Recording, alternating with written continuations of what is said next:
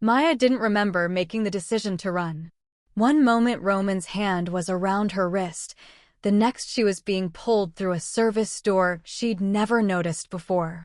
The hallway beyond was narrow, utilitarian, stripped of the luxury veneer that coated the rest of the VIP floor. Their footsteps echoed against concrete as Roman moved with the fluid precision of a predator who'd mapped every exit long before he'd ever needed one. Wait, Maya tried to pull back, but his grip was iron wrapped in silk. I can't just leave. My shift doesn't end until. Your shift ended the moment that door opened.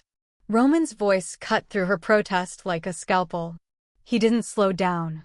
You think Director Han sent one man? You think they'll stop because I put him to sleep? Maya's mind was still trying to reconcile the man dragging her through the bowels of the hospital with the patient she'd turned every 2 hours to prevent bed sores. The patient whose feeding tube she'd adjusted with such tender care. The patient who'd been awake the entire time. You lied to me. The words came out raw, stripped of the professional composure she'd worn like armor for 30 days. Roman's laugh was dark, humorless. I survived. They hit a stairwell. Roman took the steps 3 at a time, and Maya had no choice but to follow or be dragged. Her legs burned. Her scrubs caught on the metal railing. When they reached the basement level, Roman paused just long enough to strip off his hospital gown. Underneath, he wore black tactical pants and a fitted shirt someone had clearly left for him. How long had he been planning this? Put this on. He shoved a leather jacket at her, too big, smelling of smoke and something expensive. Cover your scrubs. I'm not. Maya. He turned to face her fully for the first time since they'd started running, and the intensity in his eyes made her breath catch. Storm gray, she'd written in her journal once. Beautiful and terrible, like watching clouds gather before lightning strikes. In approximately 90 seconds, this building's security system will reboot. When it does, every camera will show them exactly where we are. You can argue with me, or you can live. Choose. She yanked the jacket on. Roman's hand found the small of her back, proprietary and burning even through the layers of fabric, as he guided her toward a delivery entrance. A black SUV idled in the loading bay, exhaust curling into the soul night. The driver didn't look at them as Roman opened the rear door and practically lifted Maya inside. The door slammed. The vehicle moved. Maya pressed herself against the opposite side of the seat, as far from Roman as the confined space allowed.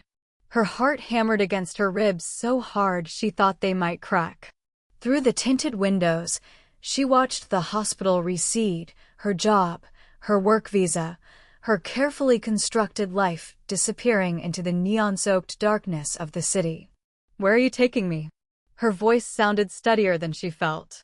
Somewhere safe. Roman's attention was fixed on his phone, his thumbs moving across the screen with the same efficiency he'd used to neutralize the assassin. The blue light cast shadows across the sharp angles of his face, highlighting the scar that curved from his temple to his jaw. She'd traced that scar once, thinking him unconscious, wondering what violence had carved it there. Now she knew he'd felt every second of her touch. Safe for who? Maya demanded. Because I was perfectly safe until you decided to stop pretending to be a vegetable.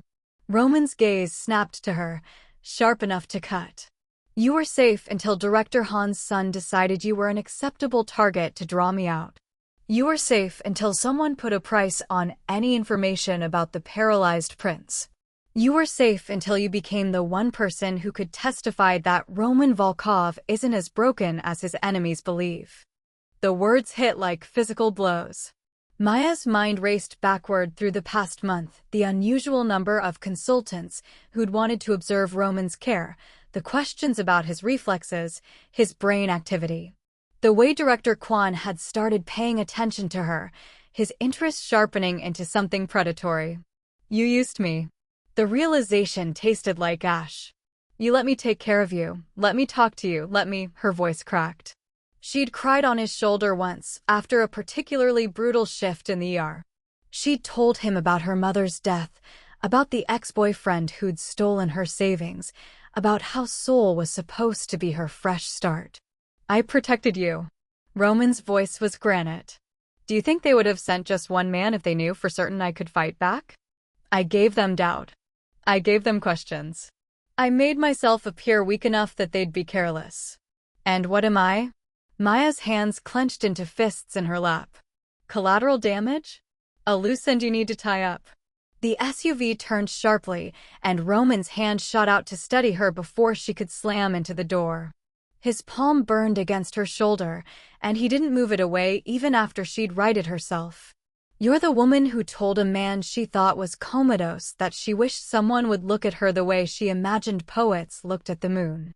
His voice dropped an octave, intimate in the darkness. You're the nurse who sang while she worked because you thought no one could hear you. You're Maya Thorne, who came to Seoul running from something and found herself taking care of a monster instead. Maya's breath stopped.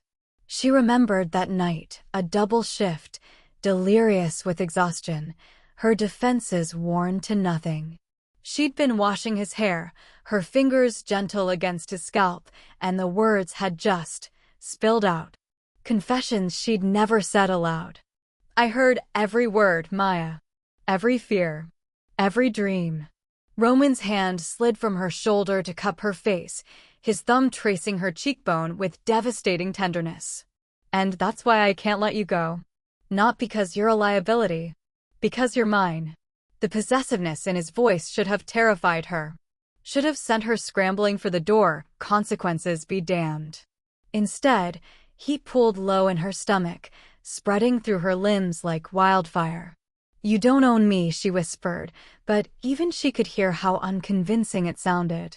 Roman's smile was slow, dangerous, beautiful. Not yet.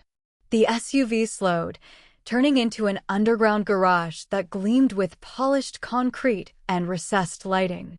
As they descended into the belly of whatever golden cage Roman had prepared, Maya realized with crystalline clarity that she'd crossed a threshold she could never uncross. Behind them, Seoul glittered with a million ordinary lives. Ahead, there was only Roman Volkov and the darkness he'd pulled her into. And the most terrifying part? The small, reckless piece of her heart that whispered she'd been falling toward this moment since the first time she'd touched him. The penthouse smelled like expensive whiskey and gun oil. Maya stood in the center of the living room, still wearing Roman's jacket over her scrubs, watching the city sprawl below through floor-to-ceiling windows. Seoul looked peaceful from this height. Beautiful. A lie, just like everything else. Behind her, she heard Roman dismiss his men in rapid Russian. The door clicked shut. They were alone. You should eat something.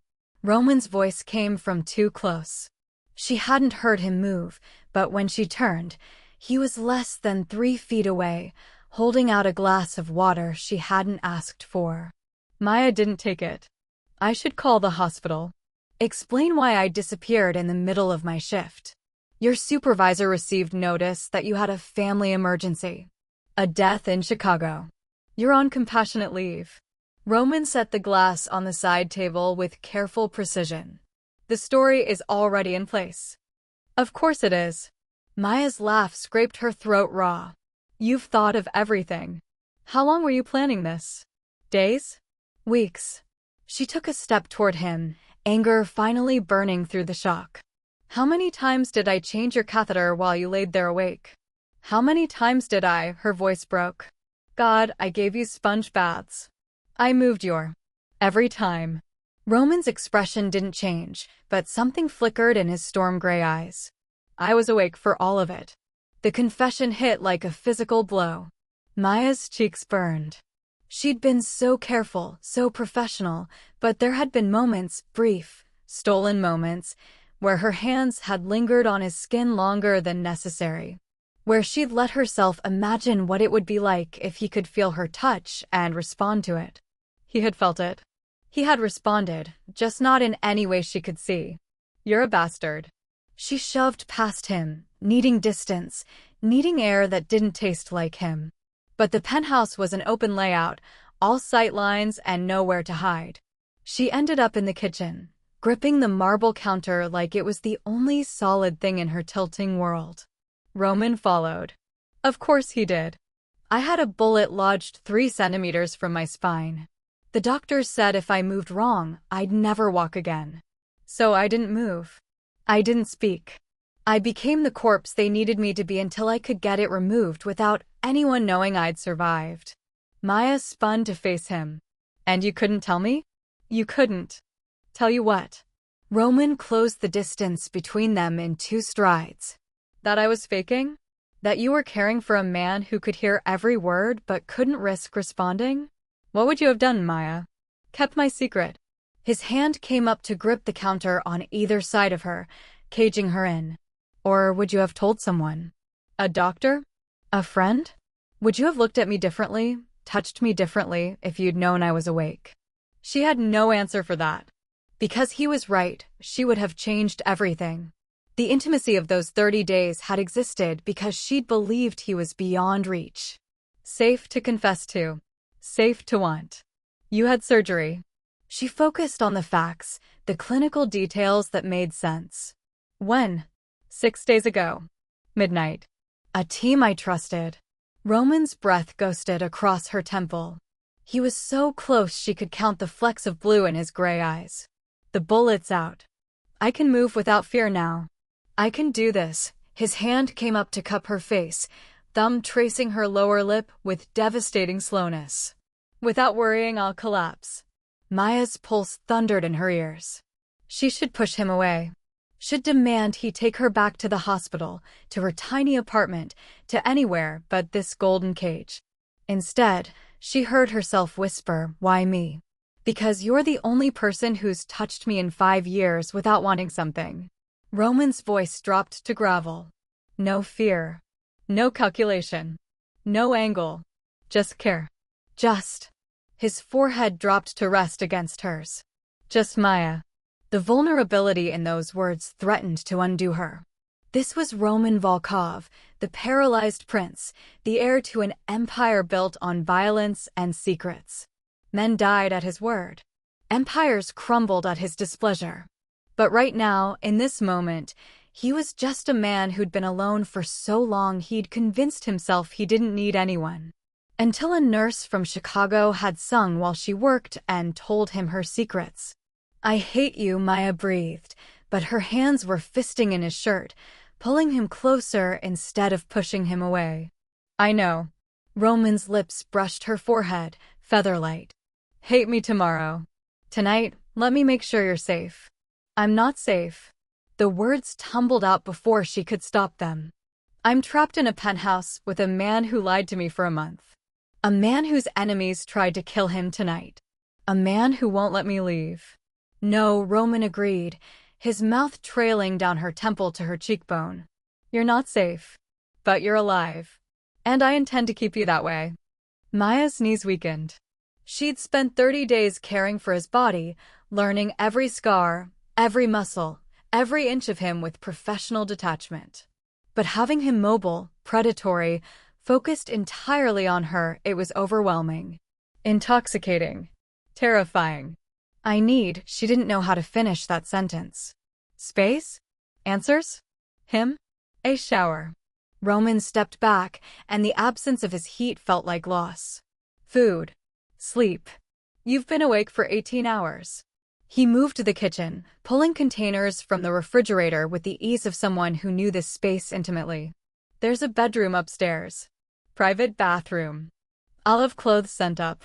Maya watched him work, this man who'd been still as death for 30 days now moving through a kitchen with lethal grace. You're just going to make me dinner? After everything. You took care of me when I couldn't move. Roman didn't look at her as he plated food that smelled like it came from a restaurant with a months-long waiting list. Let me return the favor. It should have been absurd. The mafia boss playing house. But there was something hypnotic about watching his scarred hands work, about the casual confidence in every movement. This was a man who'd survived an assassination attempt and 30 days of forced stillness. A man who'd listened to her darkest secrets and held them close. A man who'd just declared her his with the certainty of someone used to owning everything he desired. Maya took the plate he offered, their fingers brushing. Electricity sparked between them, and Roman's pupils dilated. For a heartbeat, she thought he might kiss her. Might pin her against the counter and make good on every heated look she'd caught in his eyes. Instead, he stepped back. Eat. Then sleep. We'll talk in the morning about what happens next. And if I want to leave? Roman's smile was slow, dangerous, edged with dark promise. Then I'll have to convince you to stay. Maya didn't sleep. How could she, knowing Roman was somewhere in this penthouse, moving through the darkness with all the lethal grace he'd hidden from her for 30 days? She'd tried laid in the massive bed wearing borrowed silk pajamas that cost more than her monthly rent, staring at the ceiling while her mind replayed every moment she'd spent caring for him. Every touch. Every whispered confession. Every time she'd let her guard down because she'd thought he couldn't hear. At 3 a.m, she gave up. The penthouse was quiet as she padded downstairs barefoot, following the faint glow of light from Roman's study. The door was half open. Through the gap, she could see him standing by the window, phone pressed to his ear, speaking in Russian that sounded like gravel and winter. She should go back upstairs. Should give him privacy. Instead, she found herself pushing the door open wider. Roman's gaze snapped to her immediately. He said something sharp into the phone and ended the call, sliding it into his pocket with controlled precision. Can't sleep. Apparently neither can you. Maya stepped inside, her bare feet silent against hardwood that probably cost more than her nursing degree. Let me guess, managing an empire doesn't pause just because you kidnapped your nurse. I didn't kidnap you. Roman's jaw tightened. I saved your life. By dragging me into yours? Maya's anger, carefully banked since dinner, flared hot and bright. You didn't ask what I wanted. You didn't give me a choice. You just decided my life was forfeit the moment yours wasn't. Your life was forfeit the moment you walked into my room. Roman moved toward her, and Maya held her ground even though every instinct screamed to retreat. Did you think Director Han's men would just forget about you? That they'd shrug and move on? You're the only witness to my recovery, Maya. The only person who can confirm the paralyzed prince isn't paralyzed anymore. So this is about protecting your reputation? She laughed, the sound bitter. About maintaining the illusion? This is about keeping you alive. Roman's control finally cracked, his voice rising. Do you understand what they'd do to you to get information? What they take from you piece by piece until you told them everything you know. I don't know anything. You know I'm not broken. Roman was close enough now that she could see the shadows under his eyes, the tension carved into every line of his body. You know I can move, fight, kill. You know the Volkov heir isn't the helpless target everyone thinks he is. That knowledge makes you either an asset or a threat, and I refuse to let them decide which. Maya's chest heaved. So you decided for me instead. Decided I'm yours to protect, yours to control, yours to keep locked in a golden cage because it's convenient. Convenient.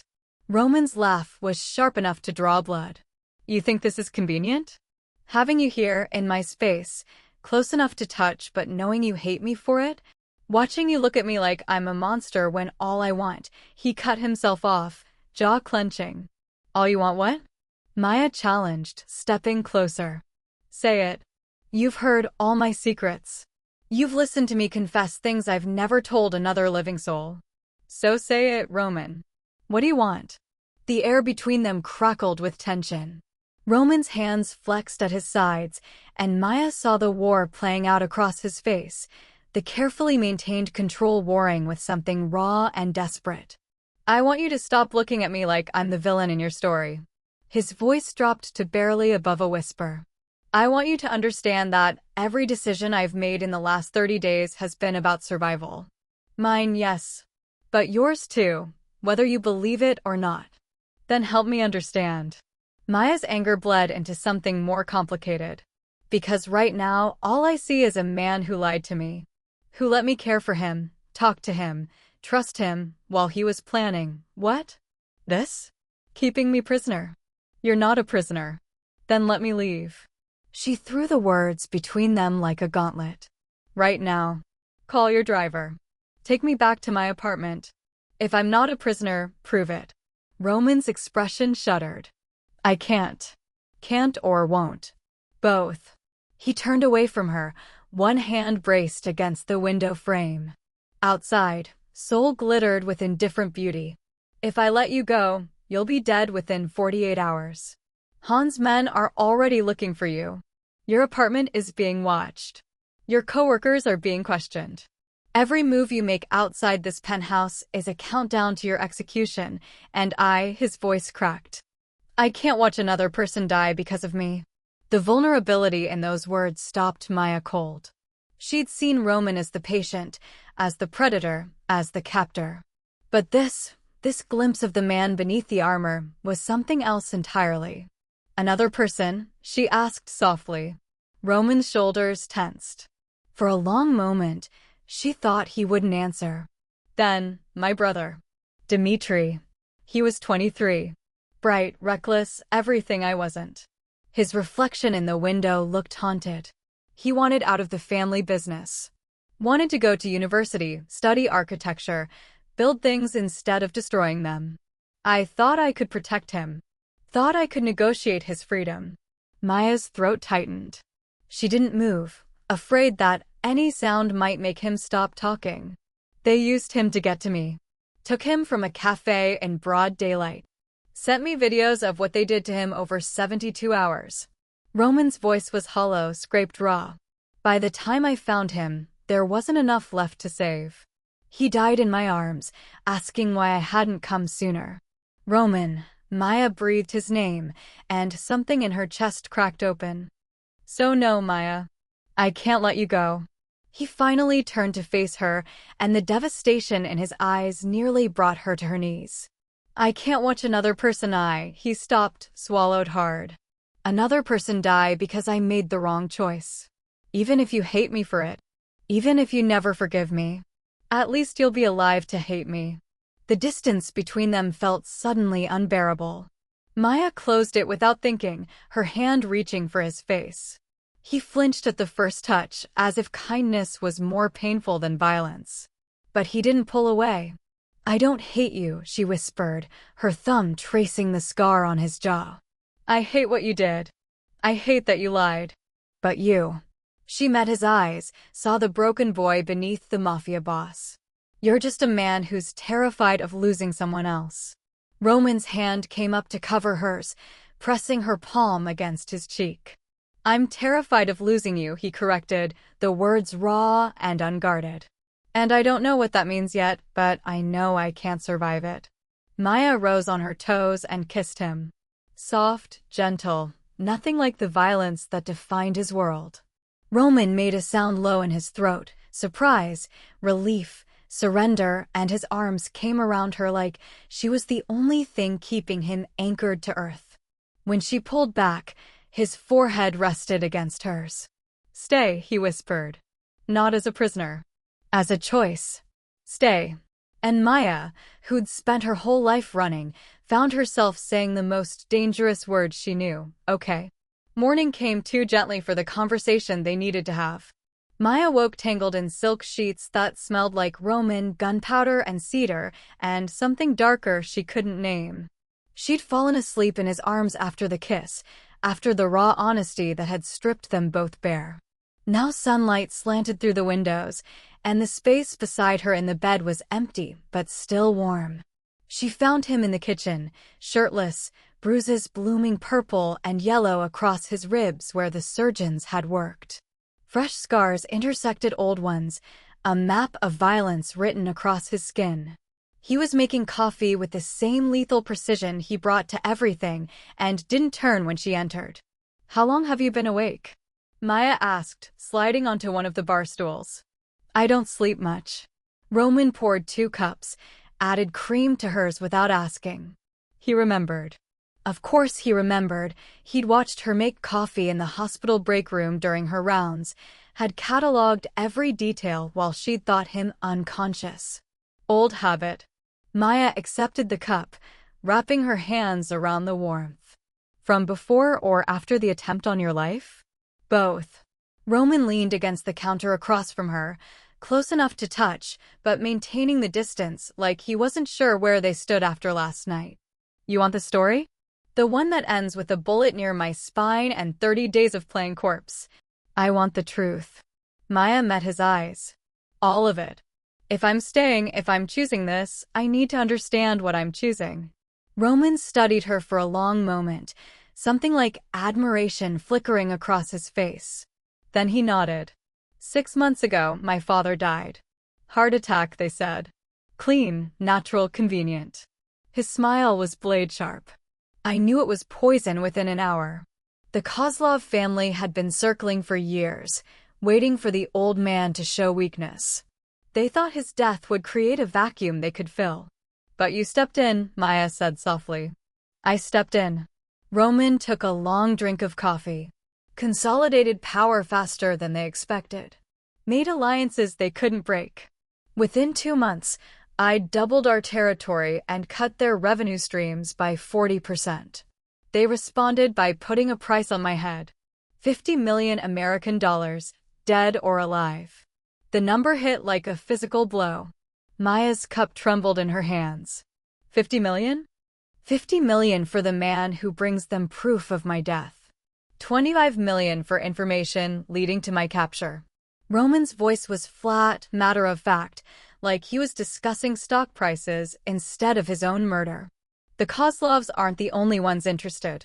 The Yakuza, the Triads, 3 different cartels, everyone wants a piece of the Volkov empire. Everyone wants to be the one who took down Roman Volkov. Maya's mind raced through implications. So when you were shot, it was a test. A probe. Roman set his cup down with controlled force. They sent a mid-level assassin, someone competent but not their best. They wanted to see how I'd respond, what my security looked like, whether the rumors of my father's poison had made me paranoid or careless. And you responded by almost dying. I responded by letting them think I almost died. Roman's eyes glittered with cold intelligence. The bullet was real. The damage was real. But I had maybe 15 seconds between when it hit and when my men arrived. 15 seconds to make a choice, show strength and paint a bigger target on my back, or show weakness and buy myself time to consolidate power. Maya's chest tightened as the pieces clicked into place. So you became the paralyzed prince. I became a cautionary tale. Roman moved around the counter, closing the distance between them. A reminder of what happens when you come at a Volkov and miss. They thought they'd broken me, turned me into an expensive vegetable my organization would have to support while they fought over the scraps. What they didn't know was that the bullet hadn't severed anything critical. It was lodged close enough to my spine that any movement could have paralyzed me, but as long as I stayed still, I was just waiting. Waiting for what? For my enemies to reveal themselves. Roman's hand came up to trace her jawline, the gesture achingly gentle. For the rats to come out of hiding thinking the cat was dead. For 6 months, Maya, I laid in that hospital bed while my men fed me intelligence. Every family that made a move against us. Every traitor who thought my paralysis meant opportunity. Every alliance that shifted because they thought Volkov was finished. The ruthless brilliance of it stole Maya's breath. You were gathering names. I was building a list. Roman's smile was terrible and beautiful. And 3 weeks ago, we started working through it. Quietly. Carefully. Anyone who'd moved against us during my incapacitation found themselves in unfortunate accidents. Business deals that fell through. Shipments that went missing. Key players who simply disappeared. You were killing them, Maya said, but there was no judgment in her voice. Just dawning understanding of the man she'd chosen. I was reminding them why my father ruled for 30 years without challenge. Roman's thumb brushed her lower lip. Why the Volkov name means something in every dark corner of this city. I was buying time to heal, to get strong enough to have the bullet removed without anyone knowing I could move. And then I walked into your room, Maya whispered. And then you walked into my room. Something softened in Roman's expression. You weren't part of the plan, Maya. You were a complication. A beautiful, dangerous complication who insisted on talking to me like I was human instead of a weapon being sharpened in the dark. Maya's heart hammered against her ribs. When did you decide to keep me? The first time you cried. Roman's voice dropped to gravel. You'd had a patient die in the ER. A kid, maybe 16, gang violence. You came to my room afterward and just broke. Stood by my bed with tears streaming down your face and told me you didn't know why you still did this job. Why you still tried to save people when the world seemed determined to destroy them. Maya remembered that night. Remembered thinking how easy it was to be honest with someone who couldn't respond, couldn't judge, couldn't use her weakness against her. I wanted to reach for you, Roman continued, his forehead dropping to rest against hers. Wanted to pull you close and tell you that trying mattered, that caring mattered, that you mattered. And I couldn't. I had to lay there and listen to you hurt and not be able to comfort you. That's when I knew you were dangerous. Because I made you feel something. Because you made me want to feel something. Roman's arms came around her waist, solid and sure. I've spent 15 years learning to be cold. Learning to make decisions based on strategy instead of emotion. Learning to sacrifice anything and anyone to protect what's mine. And then you walked in and reminded me what it felt like to be human. Maya pulled back enough to meet his eyes. The price on your head is still there, Roman finished. Will always be there until I eliminate every enemy or die trying. That's what you're choosing, Maya. A man who will be hunted for the rest of his life. A man whose enemies will use anyone close to him as leverage. A man who can offer you protection and passion and danger, but never safety. Never normal. The weight of it settled over her like a shroud. This wasn't a romance novel where love conquered all. This was real, bullets and blood and a target that would follow Roman until one of them won. And by extension, would follow her. How many people are on your list? She asked. Roman's smile was sharp enough to cut. 17. And when they're gone? There will be 17 more. He cupped her face in both hands. This is my world, Maya. This is what forever looks like with me. I won't lie to you again. I won't pretend it's anything other than beautiful and terrible and dangerous. Maya should walk away. Should demand he take her to the embassy, get her on a plane back to Chicago, back to her small, safe, ordinary life. Instead, she kissed him, deep and claiming, a promise and a declaration. When she pulled back, her voice was steady. Then we'd better make sure those 17 don't become 18. Roman's laugh was surprised, delighted, edged with something that looked dangerously close to hope. We, Maya confirmed. You kept me alive for 30 days while I kept you alive. Seems like we make a good team. And in the morning light of Seoul, with danger circling and a price on both their heads, Roman Volkov smiled like he'd just won something far more valuable than an empire. The dress arrived at noon in a box wrapped in black silk. Maya stared at it like it might bite her, midnight blue fabric that looked liquid in the light, cut low enough to be dangerous and high enough to show the full length of her legs. Diamonds glittered at the neckline, real ones if the weight was any indication. I can't wear this. She held it up as Roman emerged from his study, already dressed in a three-piece suit that probably cost more than her car. He looked every inch the prince he was, dangerous, beautiful, untouchable. You can and you will. Roman crossed to her, taking the dress from her hands and holding it against her body with an appraising look that made heat crawl up her spine. The 7th Circle Gala. Every major player in the city will be there, including at least 3 people who want me dead. You're going as my guest. Maya's stomach dropped. Your guest? Roman, I'm a nurse from Chicago. I don't know anything about. You know how to read people. You know how to stay calm under pressure.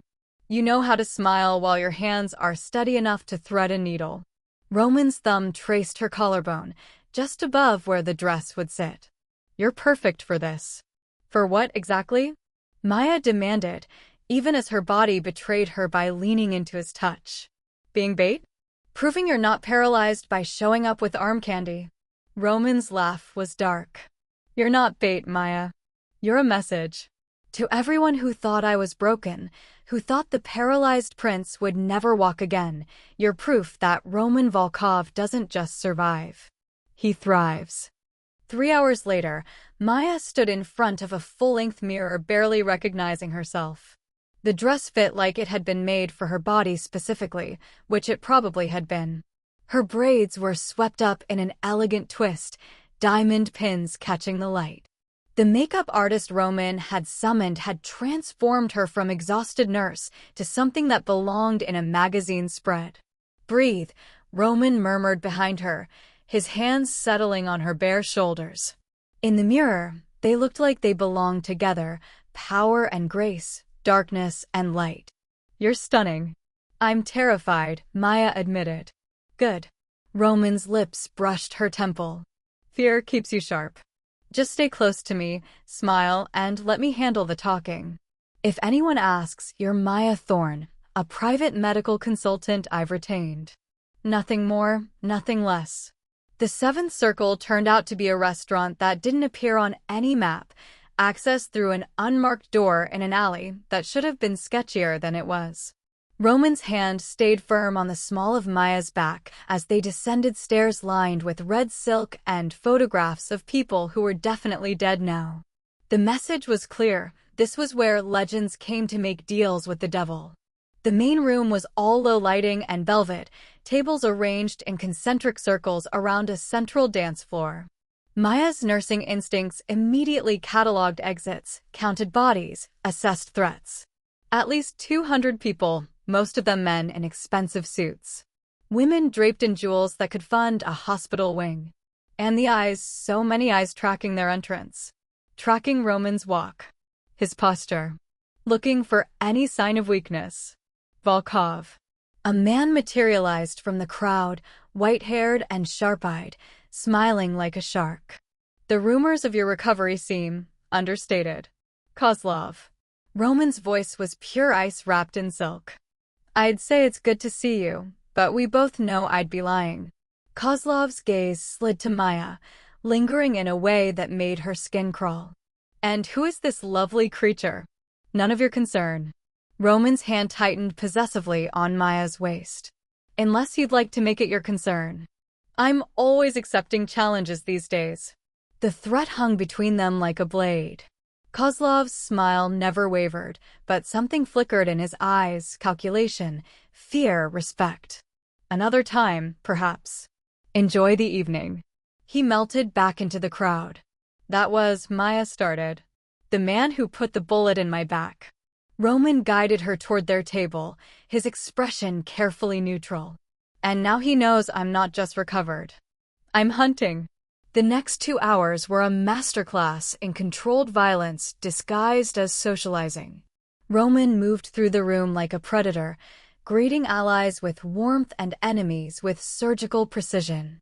Maya stayed at his side, playing her role perfectly: the mysterious consultant, the beautiful accessory, the woman who smiled and said very little while her mind cataloged every face, every interaction, every threat. She watched Roman negotiate a shipping deal with a man whose hands were stained with what looked like old blood. Watched him accept congratulations on his recovery from people whose eyes promised murder. Watched him navigate a world where every word was a weapon and every smile hid a knife. "Dance with me." Roman's voice pulled her from her observations. The band had started playing something slow and dangerous, couples moving onto the floor. "I don't know how to. You know how to follow." Roman pulled her into his arms before she could protest, one hand at her waist, the other capturing hers. "Just trust me." They moved onto the floor, and Maya's breath caught as Roman led her into the waltz. He was fluid, graceful, every step precise. She stumbled once, but his arms tightened, holding her steady until she found the rhythm. "You're doing well," he murmured against her ear. "Better than well. Half the room is trying to figure out who you are, and the other half is wondering what you mean to me." "What do I mean to you?" Maya asked, the question slipping out before she could stop it. Roman's hand slid lower on her back, pulling her closer until they were pressed together, moving as one. Everything I shouldn't want and everything I can't give up. His lips brushed her temple. You see that man by the bar? Gray suit, red tie. Maya's gaze flickered right. Yes. Yakuza. He's been watching you for the last 20 minutes. Not me. You. Roman's voice was calm, but Maya felt the tension in his body. He's trying to determine if you're a weakness he can exploit. Maya's heart kicked into overdrive, but she kept her smile in place, kept moving with Roman like they were the only two people in the room. And am I? A weakness. The most dangerous kind. Roman spun her, and when she came back to him, his eyes were molten. Because I'd burn this entire room to ash if anyone tried to hurt you, and now they know it. The song shifted, tempo increasing. Other couples moved around them, but Maya only had eyes for Roman. For the man who'd hidden his strength to survive, who'd listened to her secrets and kept them safe, who was now parading her through a room full of killers, like she was his most prized possession. Why did you really bring me here? She asked. Roman's smile was sharp, beautiful, terrible. Because I wanted them to see what I'm protecting. Because I wanted them to understand that Roman Volkov didn't just survive, he came back stronger. And because he dipped her low, his face inches from hers, his breath hot against her lips. I wanted you to see my world and choose to stay anyway. Maya's hands fisted in his jacket. You're insane. Probably. Roman pulled her upright, held her close as the music swelled. But I'm yours. The song ended. Applause rippled through the room. Roman led Maya back to their table, his hand never leaving her body. But before they could sit, a waiter appeared with a silver tray. On it, a single glass of champagne and a white card with elegant script. Roman's expression went cold as he read the card. Maya watched the muscle in his jaw tick, watched his free hand curl into a fist. What is it? She asked quietly. Roman handed her the card. The message was simple, devastating. The nurse is lovely. It would be a shame if she met the same fate as your brother. A friend. Maya's blood turned to ice. Around them, the party continued, oblivious. But she could feel the shift in Roman, the predator rising to the surface. We're leaving, he said, voice like gravel. Now. But as they turned toward the exit, the lights went out. Someone screamed. Glass shattered. And in the darkness, Maya felt Roman's arms come around her like a cage, protective and possessive and absolutely lethal. Stay close, he breathed against her ear. And whatever happens, don't let go. The night had just become infinitely more dangerous. And Maya, despite the fear coursing through her veins, found herself gripping Roman tighter, ready to face whatever came next. Together. The darkness lasted exactly 7 seconds. Long enough for chaos to bloom. Long enough for Roman to move Maya behind his body, his arm an iron bar across her ribs. Long enough for the emergency lights to flicker on, bathing the room in blood red. The champagne glass on the tray had shattered. Where it had stood, a small dart protruded from the silver surface, its tip glistening with something that definitely wasn't alcohol. Don't touch anything. Roman's voice was lethal calm, but Maya felt the rage vibrating through him. His men materialized from the shadows, 4 of them, forming a protective circle. Get her out. Back entrance. Now. I'm not leaving you, Maya started, but Roman's gaze cut to her, and the look in his eyes stopped her cold. That dart was meant for you. Each word was bitten off, controlled. The champagne was on your side of the table. They weren't trying to kill me, Maya. They were trying to take you. The implications hit like a physical blow. Maya's medical training kicked in automatically. She cataloged the dart's construction, the viscosity of the liquid, the faint sweet smell that suggested a paralytic agent. Not fatal. Incapacitating. They wanted her alive. Roman's hand cupped her face, forcing her to look at him. Go with Sergei. He'll take you back to the penthouse. I'll handle this. Roman. Please. The word cracked something in his armor. Please, Maya. Let me know you're safe so I can do what I need to do. Maya had spent her entire nursing career making split-second decisions about who needed care most urgently. She read the desperation in Roman's eyes, the barely controlled violence in the tension of his shoulders. If she stayed, he'd be divided, protecting her while trying to find who'd targeted her. She'd be a liability. So she kissed him hard and fast, pouring everything she couldn't say into it, then let Sergei pull her toward the exit. The back hallway was narrow, lit by flickering bulbs that cast dancing shadows. Sergei moved with military precision, hand on his weapon, eyes scanning every corner. Behind them, Maya heard shouts, the sound of furniture breaking, Roman's voice cutting through the chaos in rapid Russian. Then Sergei's phone buzzed. He checked it, and his expression went carefully blank. Change of plans. The car's been compromised. We go on foot. They emerged into an alley that smelled of rain and rot.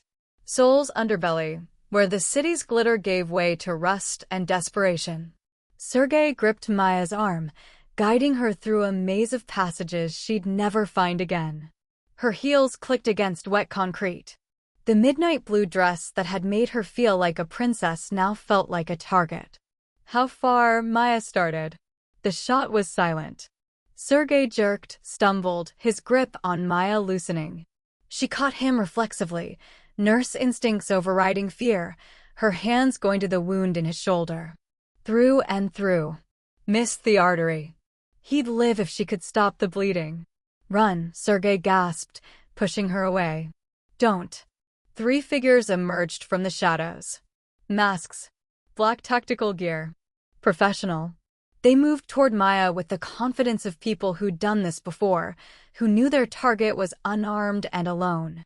Maya ran. Her heels made it 15 feet before she kicked them off, bare feet slapping against concrete. Behind her, she heard pursuit, calm, unhurried. They weren't worried about catching her. They knew she had nowhere to go. She burst onto a main street, nearly colliding with a couple who cursed at her in Korean. Neon signs blazed overhead. Traffic hummed. Normal people living normal lives while Maya ran for hers in a ball gown with blood on her hands from Sergei's wound. A car screeched to a stop beside her. Black. Tinted windows. The back door opened. Maya had half a second to decide run toward the crowd and risk civilian casualties, or trust that whoever was in this car might be better than what was behind her. She dove inside. The door slammed. The car accelerated.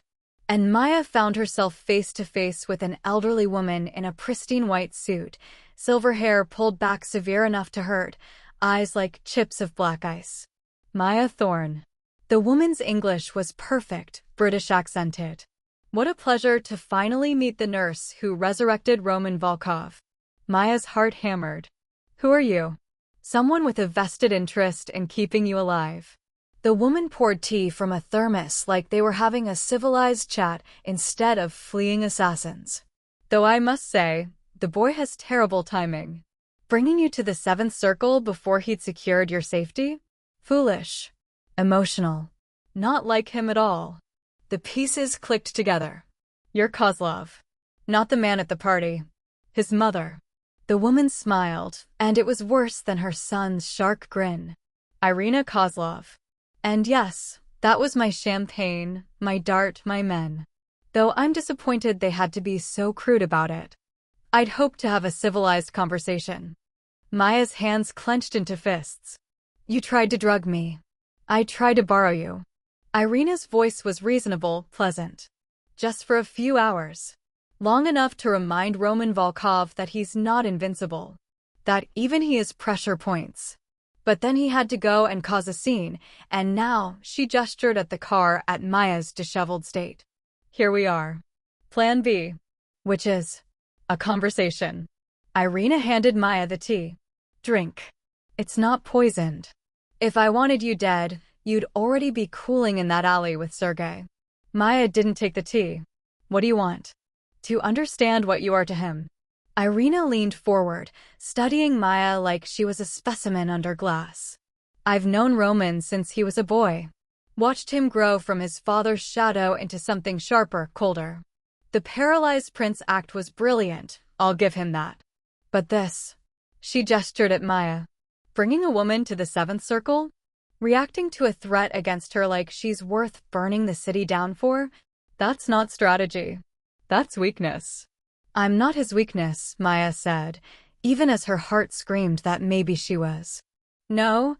Irina's smile widened. Then you won't mind if I keep you for a while. Use you to negotiate better terms. Roman's been aggressively expansionist since his recovery. He's taken 3 of my shipping routes, eliminated 4 of my best lieutenants. I'd like them back.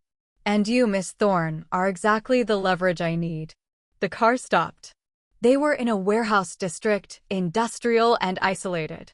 Maya's nursing experience cataloging exits and escape routes kicked in automatically, but the assessment was grim. No way out. No help coming. Irina's phone buzzed. She glanced at it, and something like surprise flickered across her face. Well, that was faster than expected. She turned the phone toward Maya.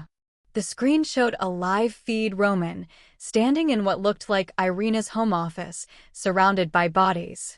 His shirt was torn, blood spattered across his face and hands. His eyes were feral. And he was holding Irina's son by the throat. Tell your mother, Roman said directly to the camera, his voice barely recognizable, that if Maya has a single scratch, I'll mail Dmitri back to her piece by piece. Starting with his eyes. Irina's expression never changed, but Maya saw the calculation behind those ice chip eyes. The weighing of costs. The realization that she'd miscalculated badly. It seems, Irina said pleasantly, that you are indeed his weakness. But more importantly, she gestured to the screen, to Roman's barely controlled savagery. He's yours. The question is, Miss Thorne, are you prepared for what loving a man like that means? Maya thought of the dart meant to paralyze her. Of Sergei bleeding in an alley. Of Roman's face when he'd begged her to leave the seventh circle. Of the $50 million price on his head and the 17 names on his list. Yes, she said, meeting Irina's gaze without flinching. I am. Irina studied her for a long moment, then laughed, genuine and surprised. Oh, you're going to be trouble. Good. She tapped the driver's shoulder. Take her back. And tell my idiot son to stop bleeding on my carpet before Roman does something we'll all regret. The door opened. Maya stepped out, and Roman was there, appearing like he'd teleported, pulling her into his arms with bruising force. His heart hammered against her cheek. His hands shook as they catalogued her body, checking for injuries. I'm okay, Maya whispered. Roman, I'm okay. I thought, his voice broke. When Sergei called, when I saw the car, he pulled back just enough to cup her face, and Maya saw it there in his eyes. Not possession. Not strategy. Not the calculated protection of an asset. Love. Desperate, terrifying, absolute love. I can't do this, Roman said, the words torn from somewhere deep. I can't watch you be targeted because of me. I can't. Maya kissed him, stopping the words. Too late. I'm already in. We both are. And in the shadow of the warehouse, with Irina Kozlov watching from her car and danger still circling, Roman Volkov finally stopped running from the truth. He'd fallen. Completely. Irrevocably. And God help anyone who tried to use that against him. The penthouse felt like a tomb when they returned. Roman hadn't spoken since extracting her from Irina Kozlov's custody, hadn't done anything but keep Maya within arm's reach as his men secured the perimeter. Now he stood by the windows overlooking Seoul, still wearing his blood-spattered shirt, hands braced against the glass like he was holding up the sky. Maya showered quickly, washing away the night's terror with water that never got hot enough. When she emerged in borrowed clothes, Roman's shirt, soft pants, she found him in exactly the same position. Statue still. Dangerously quiet. Roman. She crossed to him, her bare feet silent on the hardwood. Talk to me. I should have killed him.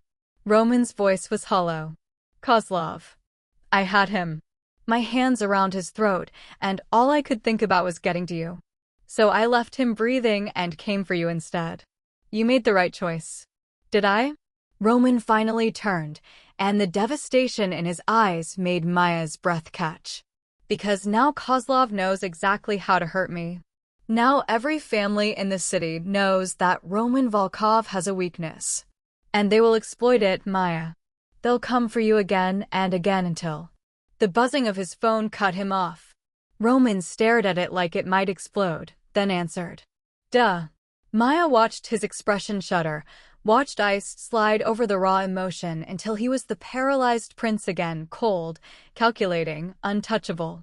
He said 3 words in Russian, ended the call, and set the phone down with careful precision. What is it? Maya asked, though dread was already pooling in her stomach. Council meeting. Tomorrow, 9 a.m. Roman's voice was flat. The 5 families. They're invoking Article 7. Maya didn't know what Article 7 meant, but she knew it was bad from the way Roman's hands clenched into fists. Explain it to me, she said softly. Roman moved to the bar, poured 2 fingers of vodka, drank it neat. When my father built the syndicate, he created rules. Ways to settle disputes without open war. Article 7 allows any family to call for judgment when they believe another family is creating unacceptable risk. He poured another drink, didn't touch it. Irina Kozlov is claiming that my attachment to you creates a security threat to all of us. That you're an outsider, an unvetted risk, a potential informant who could bring down everyone. But I'm not. It doesn't matter what you are. Roman's laugh was bitter. It matters what they can make you appear to be. And Irina is a master at appearances. He finally looked at her, and Maya saw the truth written in every line of his body. They're going to demand I eliminate the threat. The words hung between them like a blade. Maya's nursing training helped her stay calm, helped her breathe through the spike of adrenaline. Eliminate. You mean kill. Or exile. Send you somewhere they can't reach, cut all contact, prove you're no longer a factor in my decision-making. Roman crossed to her, his movements predatory. But we both know that's not possible. Even if I sent you to the other side of the world, they'd use you against me. They'd take you just to prove they could. So, what are you going to do? Roman's hand came up to cup her face, his thumb tracing her cheekbone with devastating gentleness. I don't know. And that terrifies me more than any bullet. Maya leaned into his touch, her mind racing. She'd spent her entire career making impossible choices, which patient to treat first when they were all dying, which intervention to try when none seemed right. This was just another triage decision. Just another calculation of acceptable losses. Except this time, she was the patient who might not survive.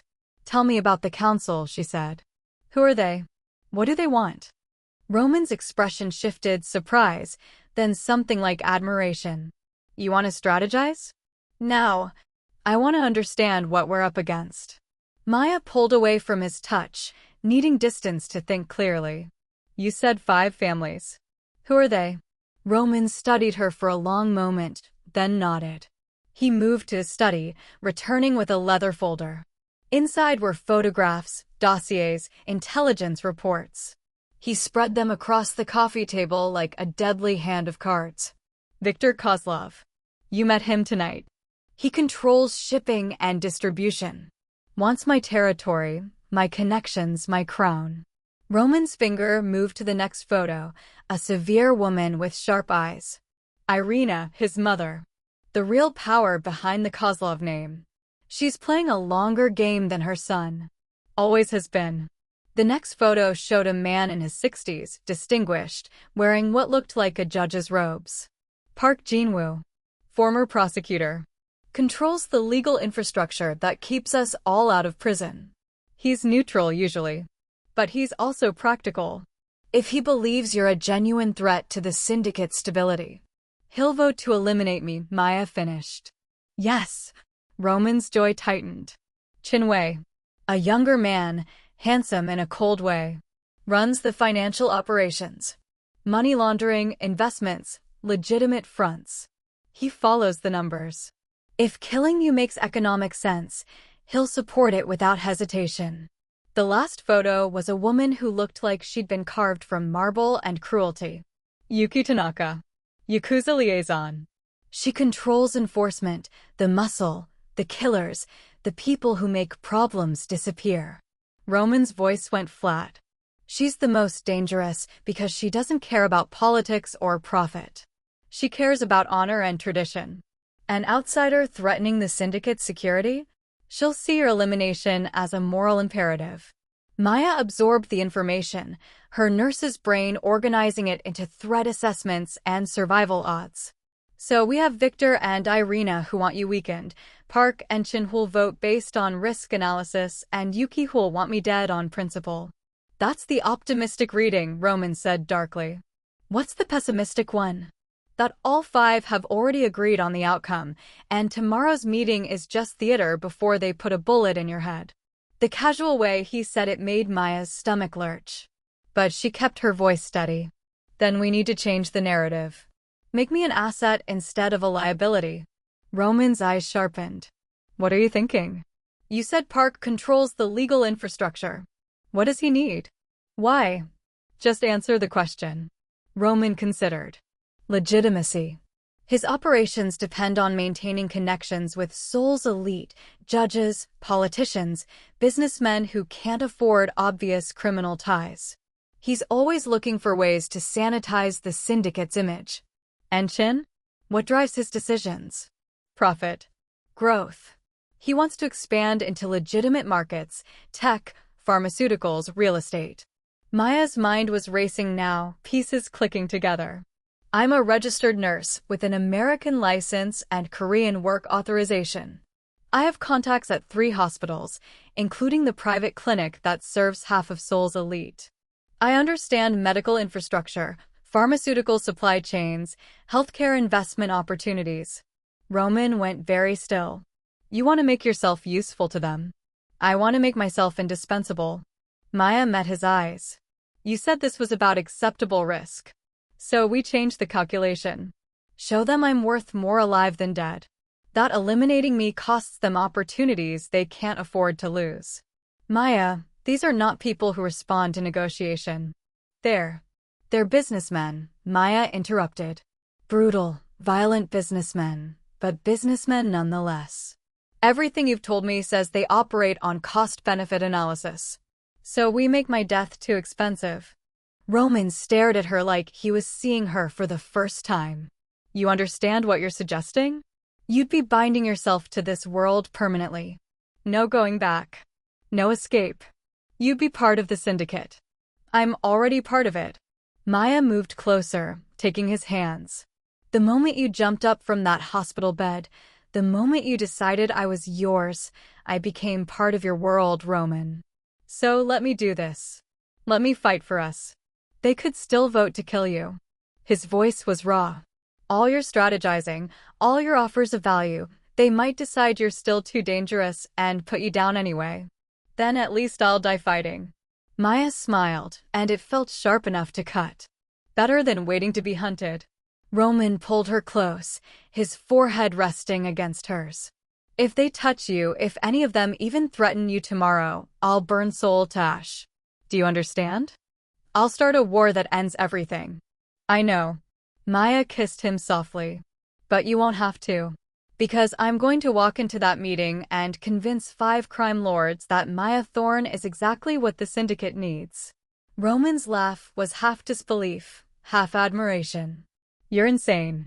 I'm yours, Maya corrected. There's a difference. They spent the rest of the night preparing.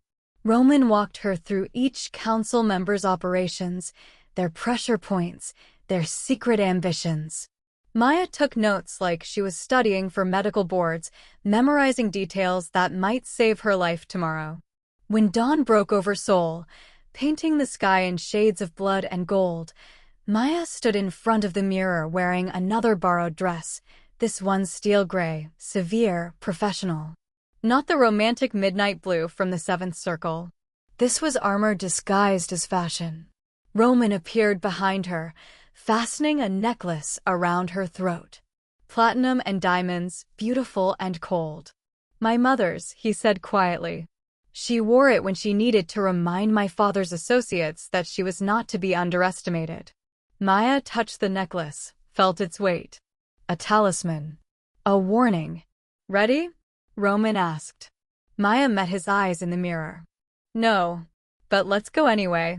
As they left for the meeting that would decide her fate, Maya felt strangely calm. She'd spent years in emergency rooms making life-or-death decisions with incomplete information and impossible odds. This was just another shift. Just another patient who might not survive. Except this time, she was both the doctor and the one bleeding out. The council met in a building that didn't officially exist. No address, no signage, just a steel door in Gangnam's financial district that opened onto an elevator descending 3 floors below street level. Roman's hand stayed locked around Maya's as they dropped into the earth, his grip the only warm thing in the cold metal box. The conference room was exactly what Maya expected: long table, leather chairs, walls thick enough to muffle screams. 5 faces turned toward them as they entered. Viktor Kozlov's smile was all teeth. Irina sat beside him, serene as a saint. Park Jin-woo adjusted his glasses with judicial precision. Chin-wei didn't look up from his tablet. And Yuki Tanaka watched Maya like a hawk watches a mouse, deciding when to strike. Roman. Victor gestured to the chairs at the far end of the table, the defendant's position. How kind of you to bring the subject of our discussion. Maya stays. Roman's voice could have frozen blood. She has a right to hear what you're accusing her of. Accusing? Irina's laugh was crystalline. We're not accusing anyone, dear boy. We're simply addressing a security concern that affects all of us. Roman pulled out a chair for Maya, then took the one beside her. Under the table, his hand found her knee, squeezed once. Steady. She squeezed back. Ready. Park Jin-woo opened a file folder with the careful precision of someone presenting evidence. Maya Thorne. American citizen. Registered nurse. Entered South Korea 7 months ago on a work visa sponsored by Hanseong Private Hospital. He looked up, his gaze clinical. You've been treating Roman for 30 days. Alone. Unsupervised. With access to his body, his quarters, his vulnerabilities. I was his nurse, Maya said, keeping her voice steady. That's what nurses do. And now you're his lover. Yuki Tanaka's voice was silk over steel. How convenient. How calculated. Calculated. Maya let her anger show, controlled but visible. You think I planned to fall for a man I thought was paralyzed? That I saw a comatose patient and thought, there's my ticket to the Korean underworld. We think, Chin-wei said, finally looking up from his tablet, that you are either an intelligence asset planted to infiltrate this organization, or you're a genuine romantic entanglement that compromises Roman's judgment. Either way, you represent unacceptable risk. Then let me make myself acceptable. Maya leaned forward, channeling every ounce of confidence she'd ever summoned in an emergency room. You want to know what I am? I'm a trauma nurse with 10 years of experience. I've worked in Chicago's worst neighborhoods, Seoul's elite hospitals, war zones through Doctors Without Borders. I understand supply chains, pharmaceutical distribution, medical infrastructure that could benefit every operation at this table. Viktor Kozlov laughed. You think we need a nurse? I think you need someone who can move through hospitals without suspicion. Someone who understands how medical waste disposal works and how easy it would be to make certain shipments disappear into that system. Someone with access to controlled substances, surgical equipment, facilities where questions aren't asked if you have the right credentials. Maya's gaze moved to Park Jin-woo. Someone who can provide legitimate medical consultancy to your legal networks. Build relationships with Seoul's elite through charity work and professional connections. Park's expression remained neutral, but Maya saw the flicker of interest. She turned to Chin-wei. I know which pharmaceutical companies are developing what drugs, which trials are succeeding, where to invest before the market knows. I have contacts at 3 hospitals that serve executives, politicians, celebrities, people whose medical information could be valuable. You're offering to betray patient confidentiality? Yuki's voice dripped with contempt. I'm offering to be practical, Maya countered. You already operate in Seoul's shadows. I can give you access to its hospitals, its clinics, its medical establishment. Make you invisible in plain sight. The room went quiet. Maya felt Roman's tension beside her, coiled and ready to explode. But she kept her focus on the 5 faces across the table, reading them the way she'd read patients, looking for signs of which way they'd break. Interesting proposal, Irina said finally. But it doesn't address the fundamental issue. Roman's judgment has been compromised. He caused a scene at the 7th Circle. He threatened my son over you. He's shown us all exactly how to manipulate him. Good. Maya's voice cut through the room like a scalpel. You should know how to manipulate him. Because now you also know the cost of trying. Victor leaned forward. Is that a threat? It's a fact. Maya met his gaze without flinching. You think I'm Roman's weakness. But I'm also his reason to be absolutely ruthless. Before me, he had rules. Boundaries. Now, she let the implication hang. Now he has something to protect.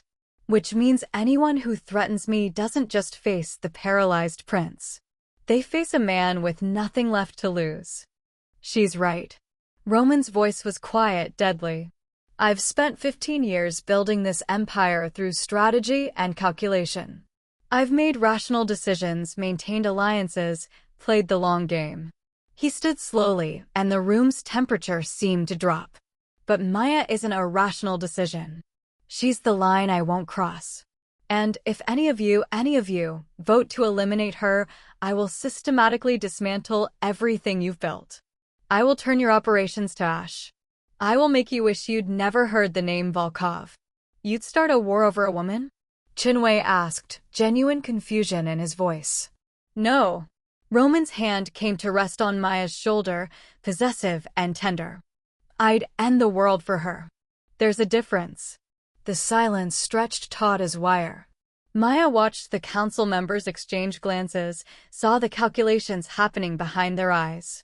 Park Jin-woo broke first. I vote to accept Miss Thorne's proposal on a provisional basis. 6 months. If she proves useful, she stays. If she becomes a liability. He shrugged.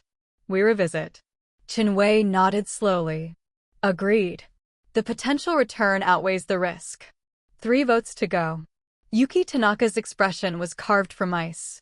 This sets dangerous precedent. Allowing outsiders into our organization because of romantic entanglements. With respect, Maya interrupted, I'm not asking to be here because of romance. I'm offering skills you need. Roman's feelings are just insurance that I won't betray you. Yuki's eyes narrowed, but after a long moment, she nodded. Provisional acceptance. But I'll be watching. For votes. Maya's heart hammered. Victor and Irina were the holdouts, the ones who'd orchestrated this entire meeting to weaken Roman. Well, Victor said, smiling his shark smile. This has been entertaining. But I'm afraid. 52 million. Irina's voice cut across her son's. American dollars. Sitting in an account in the Cayman's undershell corporations that took me 3 years to build. My retirement fund. My insurance policy. She looked directly at Roman. You found it, didn't you? Last night, when you were in my office. Roman's expression didn't change, but Maya felt his stillness. The acknowledgement. If you'd killed my son, that account would have been your consolation prize, Irina continued. But you didn't kill him. You left him alive and came for her instead. Which tells me that Miss Thorne is worth more to you than $52 million and the satisfaction of eliminating your biggest rival. She turned her ice-chip gaze to Maya. So either you're the greatest intelligence asset in history, or you're exactly what you appear to be, a woman who makes Roman Volkov human. The words hung in the air like smoke. I vote to accept, Irina said. On one condition. If she ever betrays us, any of us, Roman is the one who ends her. No one else. No debate. That's the price of keeping her alive. Maya's blood turned to ice, but Roman's hand tightened on her shoulder. Steady. Anchoring. Agreed, he said, voice like gravel. Victor stared at his mother, betrayal flickering across his face. But he was smart enough to know when he'd been outmaneuvered. Fine. Provisional acceptance. 6 months. The council adjourned.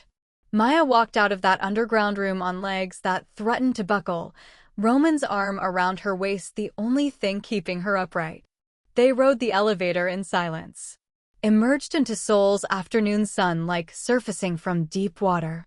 It wasn't until they were back in the SUV, tinted windows providing a fragile illusion of privacy, that Maya finally let herself shake. Roman pulled her into his lap, his arms a cage and a sanctuary. "You did it," he murmured against her hair. "You brilliant, terrifying woman. You did it. I bought us 6 months." Maya's laugh was half-sob. 6 months to prove I'm not a liability. 6 months to show them you're indispensable." Roman tilted her face up, his eyes fierce. "And you will be. Because you're Maya Thorne, and you don't know how to be anything less than essential." Maya kissed him, deep and claiming, tasting fear and triumph and desperate relief. When she pulled back, his forehead rested against hers. "I don't want to leave," she whispered. The truth she'd been avoiding since the moment he'd jumped from that hospital bed. "I should want to run. Should want my old life back. But I don't. I want this. I want you. I want to stay in your world, even though it's dangerous and violent and absolutely insane." Roman's smile was pure sunlight breaking through storm clouds. "Then stay. Not because you have to. Not because I'm keeping you. But because you choose me. Choose us. Choose this beautiful, terrible life we're building." "I choose you," Maya said. "Every dangerous, complicated piece of you." And as the SUV carried them back to the penthouse, back to their golden cage that was somehow also home, Maya realized something crucial. She'd spent her entire life running from commitment, from being truly seen, from letting anyone close enough to hurt her.